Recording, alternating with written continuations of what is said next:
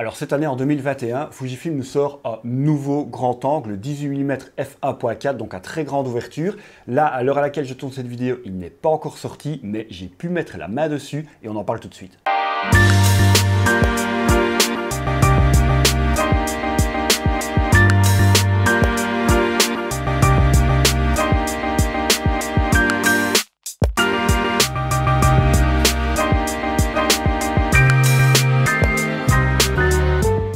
Salut à tous, je suis particulièrement ravi de vous retrouver pour cette vidéo. Pourquoi? Parce que c'est comme vous pouvez le voir pour ceux qui me suivent, je suis dans un nouvel environnement. Voilà, j'ai pu me faire ma petite pièce, mon petit studio d'enregistrement. On va pouvoir discuter de façon plus calme et on va pouvoir encore plus rentrer en profondeur dans les différents sujets. J'espère que ça vous plaît, n'hésitez pas à me le dire en commentaire. En tout cas, moi ça me fait super plaisir. Bon, le petit inconvénient pour ceux qui aimaient les chats, c'est qu'on ne les verra plus en arrière-plan.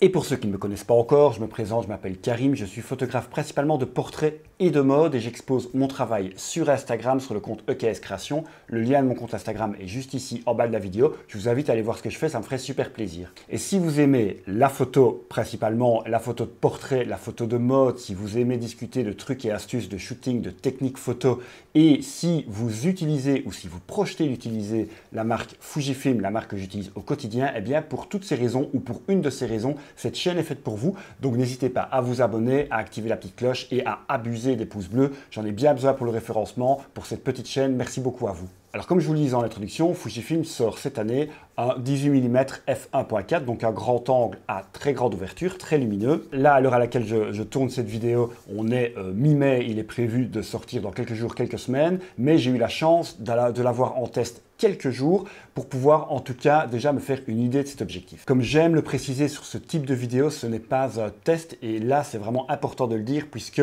j'ai eu vraiment déjà la chance d'avoir une version de cet objectif pour l'essayer, mais je n'ai pas pu l'avoir assez longtemps que pour en faire un test complet. Donc pour tout vous dire, aujourd'hui on est dimanche, je tourne cette vidéo dimanche, ce qui est assez rare parce que j'ai pas beaucoup de temps justement pour vous parler de cet objectif. Je l'ai reçu vendredi, j'ai pu shooter hier samedi pour un shooting pour une enseigne de prêt-à-porter, donc je l'ai quand même utilisé 3 à 4 heures hein, en photo et en vidéo, donc j'ai vraiment bien pu l'éprouver et je dois le rendre à Fujifilm parce qu'il doit continuer à faire le tour des professionnels de la région demain, donc lundi. Donc j'ai vraiment une fenêtre qui est très très courte. Voilà pourquoi je vous en parle maintenant et je vais surtout vous donner mon impression après vraiment une après-midi d'utilisation de manière professionnelle.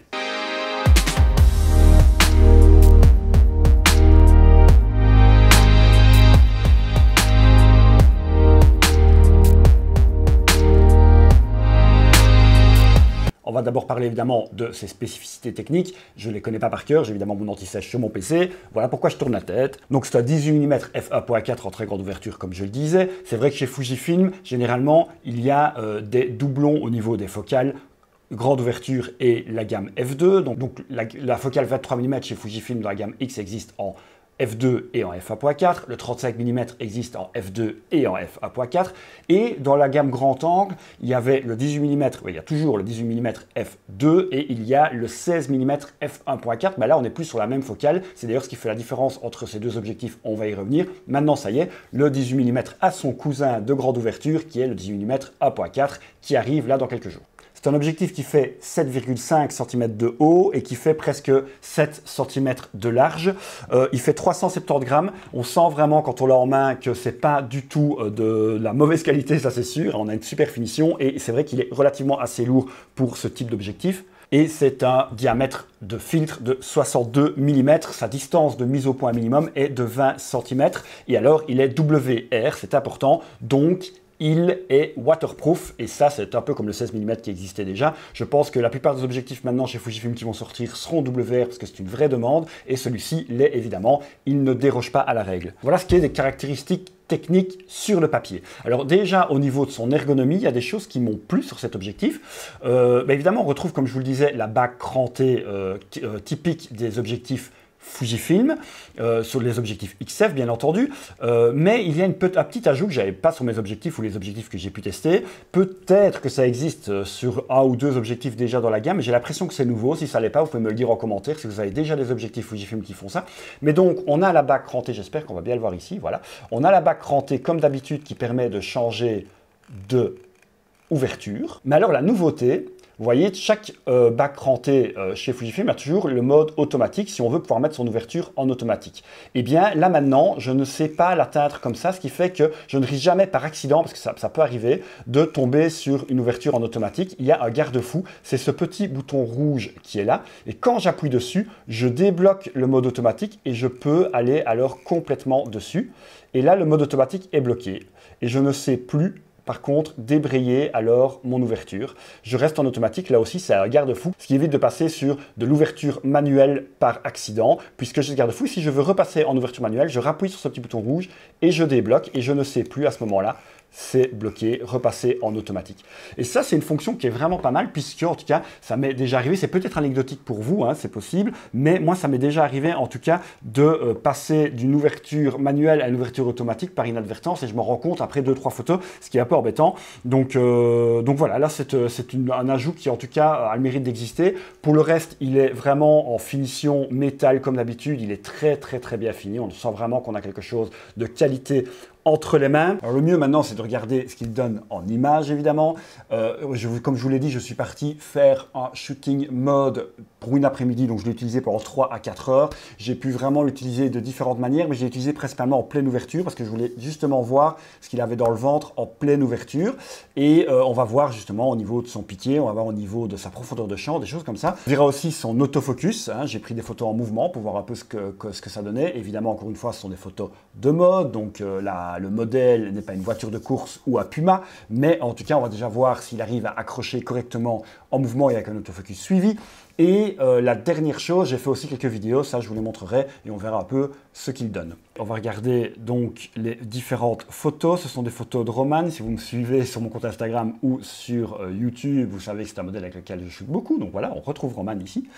Les photos sont prises en 18 mm, en f1.4 comme vous pouvez le voir là. C'est quand même assez impressionnant déjà au niveau du rendu. Vous voyez, c'est vraiment pas mal. Donc, ce sont des photos sorties boîtier directement sur Lightroom. Je n'ai fait aucune retouche. Je vous avoue qu'elle était face soleil. Vous pouvez le voir ici. J'ai baissé les hautes lumières pour récupérer du détail et qu'on voit vraiment ce que l'objectif peut donner en pleine ouverture. Donc voilà, vous voyez au niveau des yeux, etc., les cheveux, c'est quand même assez impressionnant de voir ce que cet objectif peut rendre à f1.4. En tout cas, c'est vraiment satisfaisant. On le voit encore plus ici. Il faut laisser à Lightroom le temps de charger, mais regardez ça. Voilà. On a un objectif grand angle en pleine ouverture et voilà l'objectif. C'est un objectif qui vraiment peut faire du portrait. C'est assez impressionnant. Donc j'ai pas grand chose à dire parce que j'ai l'habitude d'utiliser des objectifs grand angle. Je m'attends toujours à ce que ce soit un petit peu mou en pleine ouverture et je leur pardonne parce que c'est comme ça. Mais ce 18 mm en 1.4, c'est vraiment impressionnant. Pour la petite histoire, et voilà, et c'est là vraiment que je vais faire la différence avec le 16. J'ai eu le 16 pendant longtemps, je m'en suis débarrassé, enfin je l'ai vendu. C'était un excellent objectif, mais je ne l'utilisais pas assez. Le piqué en 1.4 était très bon. J'ai déjà fait un test sur ce 16 mm. Le piqué en 1.4 était très bon, mais il n'était pas comme ça. Et on avait plus de déformation aussi avec le 16 mm. Voilà pourquoi ils ont sorti pour moi 18 mm 1.4.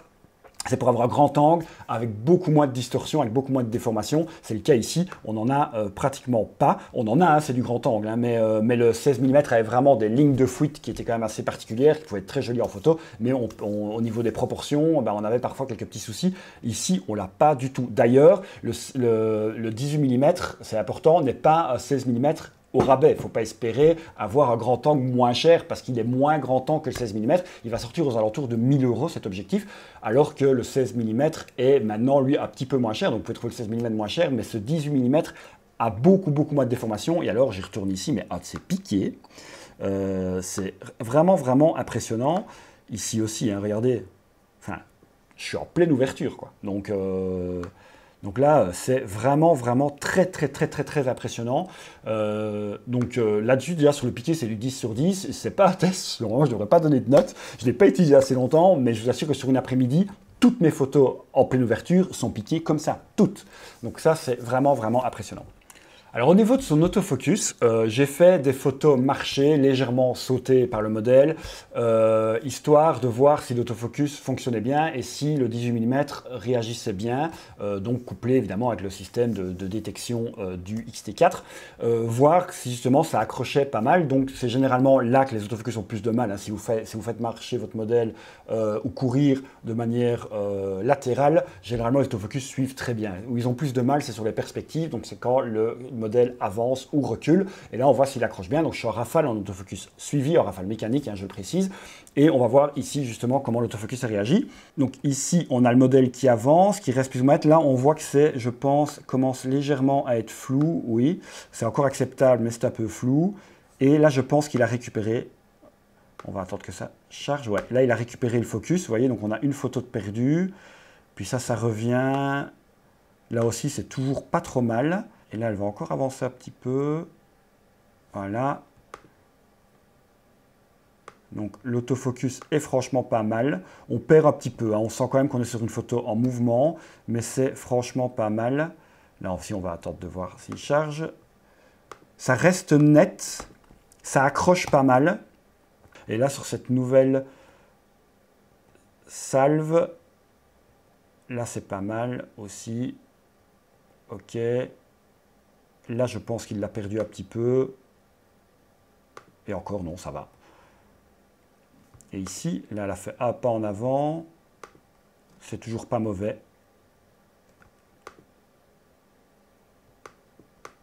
Le point est quand même toujours fait, hein. Donc, on a un focus qui est franchement pas mal. On a un focus qui est franchement pas mal. Et c'est assez gai de voir que l'objectif a vraiment bien réagi. Donc voilà, vous voyez que cet objectif a franchement bien réagi aussi à la mise au point. Alors évidemment, on n'est pas sur quelque chose d'hyper rapide qui vient, on n'est pas sur un véhicule, mais en tout cas, dans ma pratique, dans la pratique du portrait ou de la photo de mode, donc la photo d'un être humain qui pose, quand il est en mouvement, il accroche super bien. Et même en vidéo, vous pouvez voir ici les séquences vidéo que j'ai tournées, quelques extraits de séquences vidéo. Là aussi, il accroche bien. On est aussi en autofocus suivi avec la reconnaissance du visage et des yeux. Et l'objectif suit vraiment bien. Pourtant, on est aussi sur les très grandes ouvertures. J'ai filmé tout soit en 1.4, soit en f2. Et on a quand même toujours quelque chose de très bon au niveau du suivi d'autofocus. Donc même là, c'est vraiment excellent. Et en plus, ce qui est bien avec un objectif grand angle comme ça, c'est quand on active la stabilisation, ce qui est le cas évidemment sur les vidéos que vous voyez là, eh bien la stabilisation fonctionne super bien évidemment, puisqu'on a la stabilisation 5 axes de notre X-T4 qui est activé, et sur du grand angle, on n'a pratiquement plus aucun tremblement, ce qui est beaucoup plus compliqué avec des objectifs de portrait. Donc c'est vraiment pas mal de voir comme il accroche bien au niveau de l'autofocus. C'est un objectif qui pourra vraiment vous servir également à la vidéo. Donc là aussi, je pense que c'est un super bon départ. On n'est pas sur un test final encore une fois, mais c'est déjà franchement pas mal. Donc voilà cet objectif que j'ai pu vraiment tester pendant toute une après-midi. M'a vraiment conquis. Alors moi je voulais repartir sur un grand angle parce que pour ce type de photo que vous avez pu voir là que je vous ai montré, ça me manquait. Mon angle le plus large est un 23 mm pour le moment dans mon matériel et parfois je suis un petit peu bloqué, je manque de recul. Pour la photo de mode, c'est bien d'avoir un angle qui est un petit peu plus grand. Alors j'avais regretté un petit peu d'avoir vendu mon 16 mm, bien que j'utilisais pas beaucoup parce que comme je dis, j'avais beaucoup de déformations. C'était joli pour de la photo artistique, mais pour de la photo de mode, c'était un petit peu moins pratique et mon piqué en 1.4 était bon sur le 16 mm, comme je l'ai dit, mais il n'était pas non plus extraordinaire, alors que là, il est vraiment extraordinaire sur le 18. Donc, je pense que si je reprends un grand angle, je repartirai plutôt sur le 18 mm. Je suis prêt à craquer, là, en tout cas. Il m'a fallu une après-midi pour être convaincu. En tout cas, vous pouvez me dire ce que vous en pensez, si vous aimez cet objectif et si vous envisagez de l'acheter. Je sais que le 18 mm f2 est très bon, il a un excellent piqué en f2, vous n'avez juste pas la possibilité d'avoir une très grande ouverture, donc effectivement, si vous voulez réduire votre budget, le f2 reste toujours une super alternative, surtout qu'il est plus petit. Il ne faut pas oublier quand même que cet objectif-là n'est pas petit, il est hyper bien proportionné avec X-T4 ou avec n'importe quel appareil photo de la gamme X chez Fujifilm. On a une belle proportion, mais il est relativement assez lourd, on est presque à 400 grammes. Donc là aussi, il faut se le dire qu'on a un grand angle 18 mm focal fixe qui pèse quand même son petit poids. Donc voilà, c'est à vous de voir si vous voulez du grand angle à pleine ouverture, à 1.4 ou pas, ou si le grand angle à f2 vous suffit. Mais si en tout cas vous cherchez du 1.4 hyper piqué avec une mise au point très très rapide et précise, ben alors là, le 18 mm, en tout cas, ça sent bon. J'espère pouvoir le tester un peu plus longtemps et peut-être revenir dessus sur cette chaîne, mais en tout cas, là, ça sent très bon. Voilà, cette vidéo était un petit peu plus courte que d'habitude, puisque c'est vraiment un ressenti sur une après-midi d'utilisation sur cet objectif. J'espère qu'elle vous a plu. N'hésitez pas à me dire en commentaire si cet objectif vous plaît, si vous envisagez de l'acheter ou pas. Je vais vous mettre évidemment un ou deux liens vers des sites de vente si ça vous intéresse, et surtout un lien vers le site Fujifilm si vous voulez en savoir plus. N'hésitez pas en tout cas à me dire ce que vous avez pensé en commentaire, à activer les petits pouces bleus, ça me ferait super plaisir, et si ce n'est pas encore le cas, à vous abonner à la chaîne et à activer la petite cloche pour ne rater aucune autre vidéo. Pour info, le test du 200 mm, enfin mon ressenti sur le 200 mm f2.0, donc ce bokeh monster va bientôt arriver. Ça, je me réjouis de vous montrer ça en portrait, c'est assez fabuleux. Et aussi une super vidéo en collaboration avec un photographe argentique où on va comparer certaines simulations de films Fujifilm avec des pellicules Fujifilm, et on va un petit peu voir ce qui s'en rapproche et ce qui s'en éloigne. Ça aussi, ça va être super intéressant. Donc restez bien connectés à la chaîne, il y a plein de choses qui arrivent encore. Merci beaucoup en tout cas à vous d'avoir regardé et de me suivre, et à très très vite. Salut!